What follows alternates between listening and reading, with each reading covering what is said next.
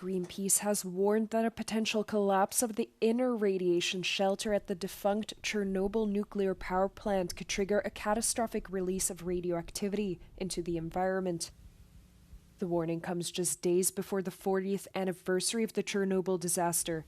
In 1986, a reactor at the plant exploded, releasing radioactive clouds across much of Europe in what remains the worst nuclear disaster in history.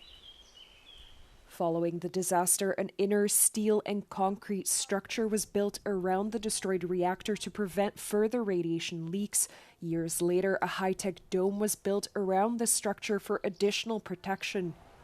However, last year, a Russian drone struck this outer shell, and Greenpeace said that despite some works, the protective shield could not yet be fully repaired.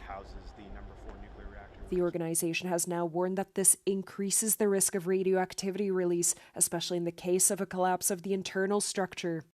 But further works to the site have been impeded by Russia's ongoing attacks.